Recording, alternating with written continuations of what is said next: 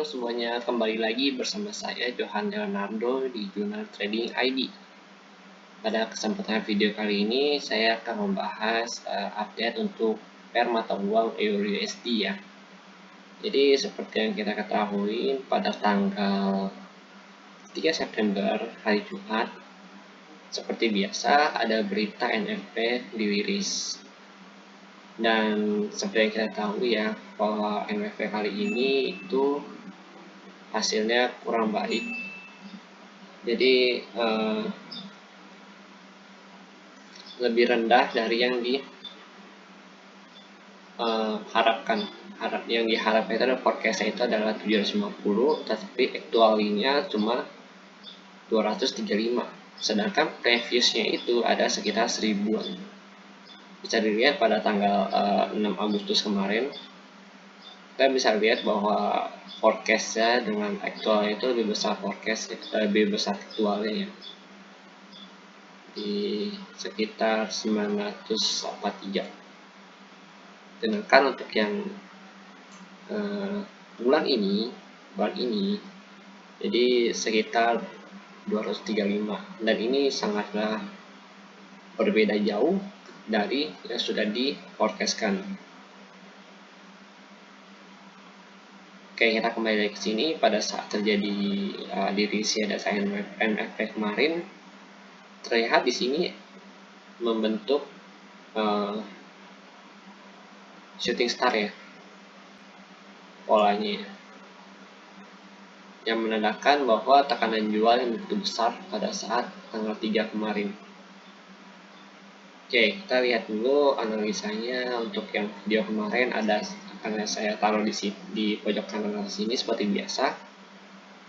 Saya memprediksi kalau misalkan si EUR/USD belum bisa menembus si resist di sini, ya kita buka dulu ini.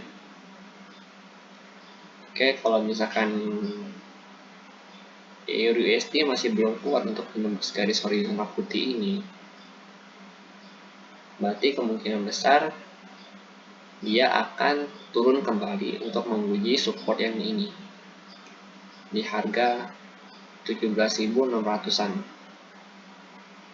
Dia akan menguji kembali support ini sebelum dia bergerak naik. Bahwa kita bisa lihat di sini bahwa terjadi beberapa carry rejection. Yang pertama ini 1, 2, 3, 4, 5, 6, 7. Terjadi 7 kali rejection ya untuk penembusan garis horizontal yang resist ini, karena ini merupakan resist terpenting dia.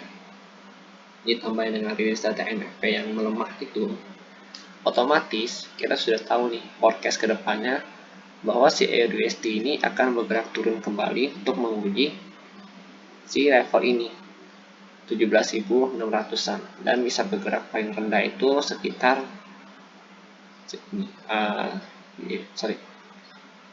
di level ini paling rendahnya. Ini level terendah dia. Kok dia mau bergerak turun itu di harga 16.700. Pokoknya 17.000 ya. 17.600. Untuk terendahnya itu forecast saya itu ada di 16.700-an. Karena dia belum bisa menembus si horizontal line ini. Kalau kita lebih perbesar lagi untuk analis di candle 4 jam, kita bisa lihat di sini terjadi rejection ya, candle doji rejection, lalu ini konfirmasi bahwa harga tidak jadi menembus untuk garis putih ini. Ini udah konfirmasi ya, dia udah mengkonfirmasi bahwa penembusan ini gagal, dan berarti kita bisa sell di sini. Kemarin saya udah open sell di sini.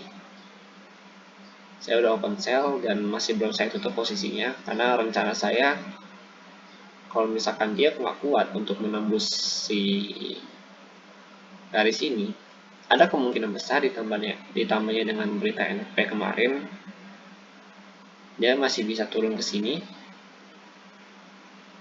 atau ke sini atau ke sini. Jadi masih ada beberapa kemungkinan ya untuk si EURUSD ini.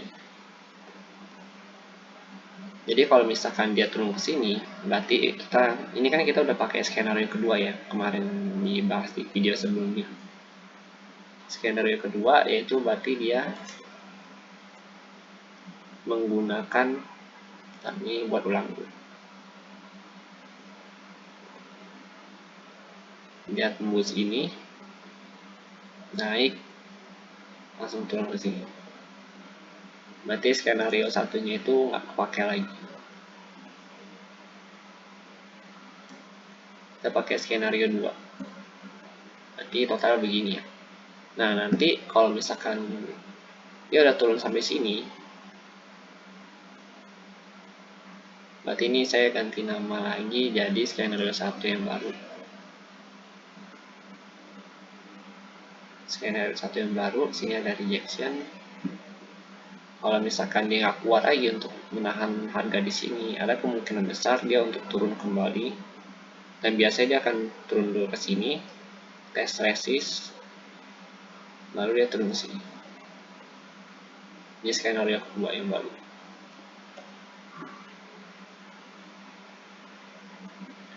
Lalu untuk skenario ketiga itu adalah ketika harga berhasil bertahan di sini, lalu dia naik kembali ke sini untuk menguji si resist ini.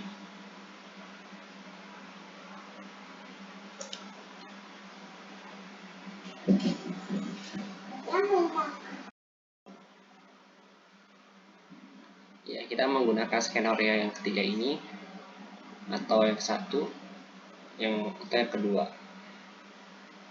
Jadi ini untuk skenario baru saya di minggu depan. Karena skenario yang satu sudah terkonfirmasi, maka skenario satu ini sudah pasti kita gunakan ya. Untuk the next ya, mungkin kita akan memakai skenario 3 atau 2 ini.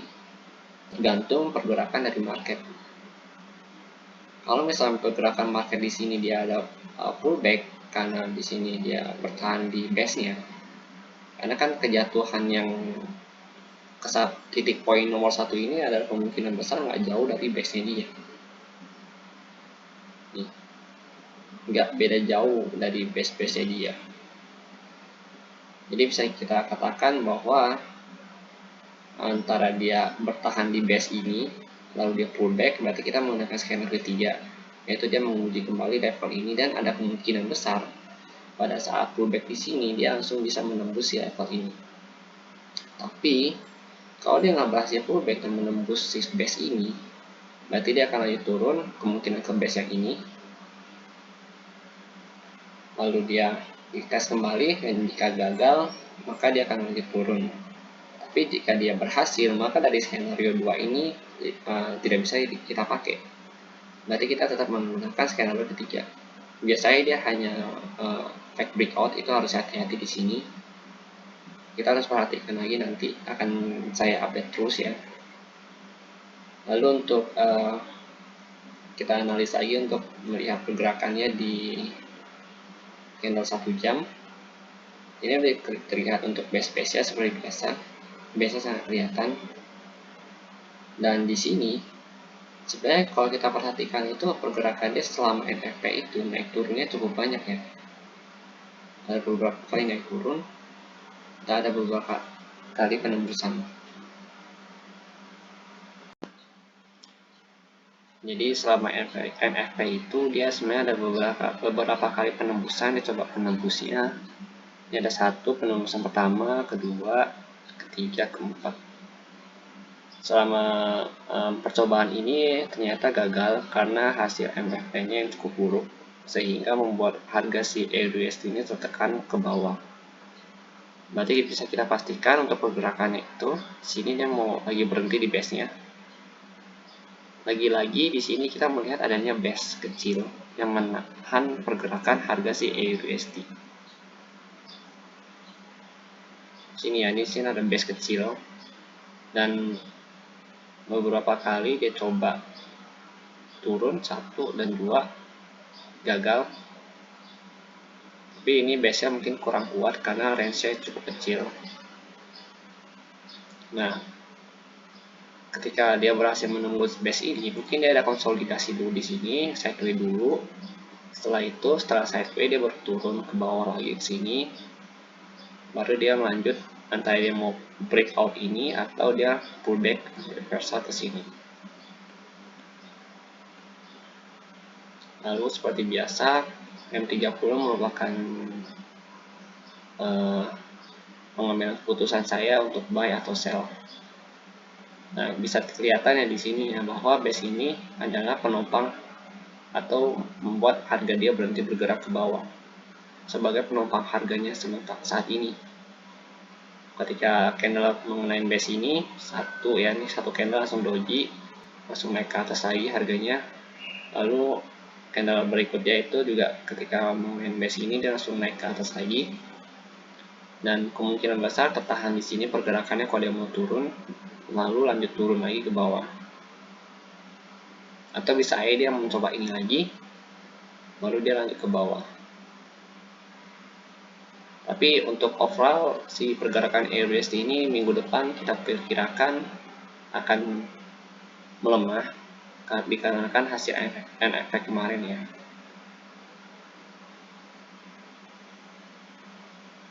Lagi pula kalau kita perhatikan di candle 1 minggu, kalau kita perhatikan di candle 1 minggunya, terlihat juga bahwa ketika terjadi rejection di daerah sini horizontal lainnya, itu akan membuat harga turun kembali, dan candle yang ini sudah terjadi rejection tuh, dia udah naik tadinya, dia udah naik juga seperti yang ini, lalu dia turun kembali.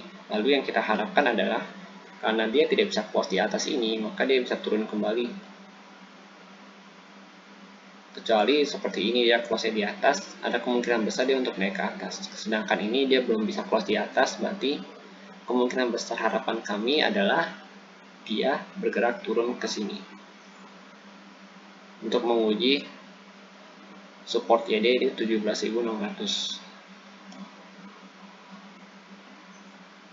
Terlihat ya di sini ada beberapa kali dia coba tembus tapi nggak berhasil.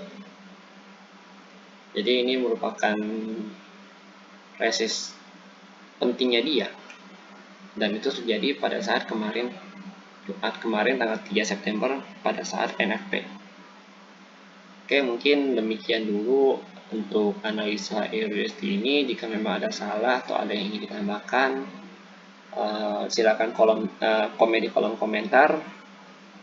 Jika suka dengan videonya, jangan lupa untuk di like dan juga subscribe YouTube saya supaya saya bisa lebih baik lagi ke depannya dalam menyediakan konten-konten analisa teknikal ini.